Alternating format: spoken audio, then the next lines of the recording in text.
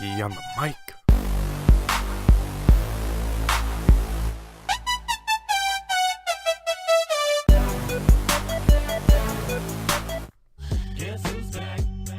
Swaggy's back. Back again.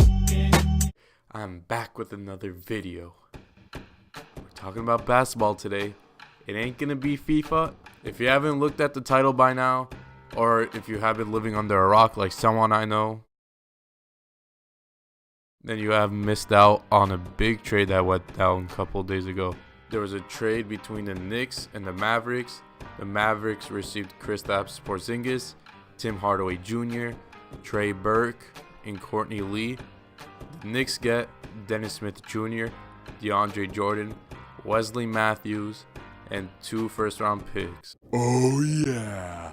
Not lame! I'm going to go in-depth on both sides of the trade, starting off with the Mavericks.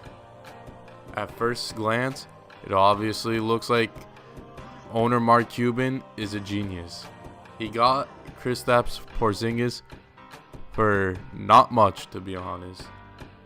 But the way the Mavericks want to create their team, tank 1 year or tank for maybe 2 years, depending on Mark Cuban and how he wants the team to go forward. But pretty much tank for a couple years and try to go back into playoff contention. Dallas is not a top destination for players to come, unlike LA. Anthony Davis, maybe.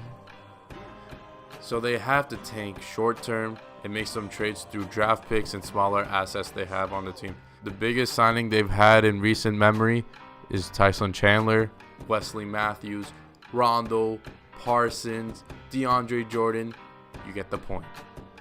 Tyson Chandler seemed like the greatest signing of them all.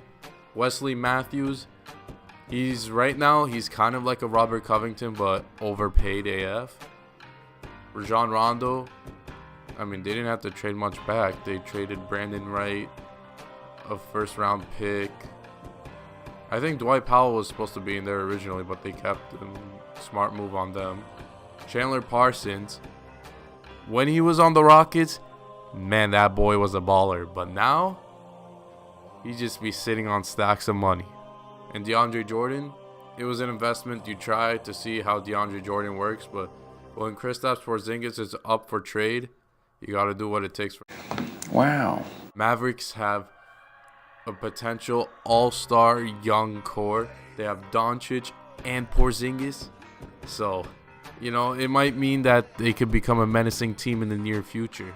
I say at least 3 to 4 years, but they still need to try to trade to get more valuable assets.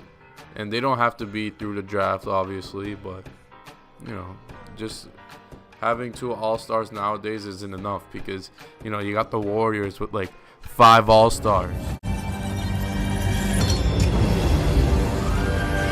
It's time to look at the beautiful New York Knicks. All right, James Dolan, you suck. You've been there since the early 2000s. And the Knicks have made it to the playoffs 6 times. The Knicks have made the Eastern Conference Finals once. They went to the playoffs and got knocked out in the first round 4 times. And they made the second round and got knocked out once. From the year 2000, they only drafted 2 All-Stars, David Lee and Porzingis. And they both only gone in once. The only other significant draft picks have been Trevor Ariza, Gallinari, Wilson Chandler, and Tim Hardaway Jr. And about Tim Hardaway Jr., you guys drafted him, traded him to the Hawks, got Jerian Grant, who is pretty irrelevant, and then you guys re-signed him to a big boy contract. But to be fair, the Knicks signed and have traded for great talent over the years. Amari Stoudemire fell off after his first season due to injury.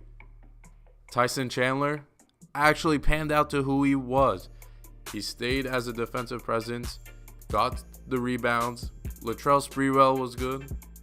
Allen Houston, Jamal Crawford, and Starberry. Did I forget about someone? I think I did. Oh yeah, Melo. 6-time All-Star. He was going to leave the Nuggets anyways. But what did they do? They traded for him. They couldn't wait till the offseason. They didn't have enough patience. So what did they do? They traded for him, even though he was going to come to the Knicks anyways. Yes, I have been roasting the Knicks quite a bit, but rightfully so. They got rid of their best player in Porzingis for doo-doo. You don't draft Frank Ntilikina. You could draft Dennis Smith Jr. instead.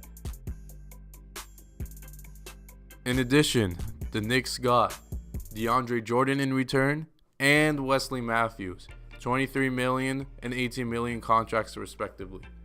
I say these numbers because after this season, the Knicks are going to have enough cap space for 2 max contract players in the offseason. So Knicks fans, you are hoping to get some top-notch free agents this summer.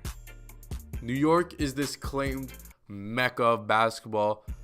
The stars are meant to be here. They have a big fan base. The Knicks have hope.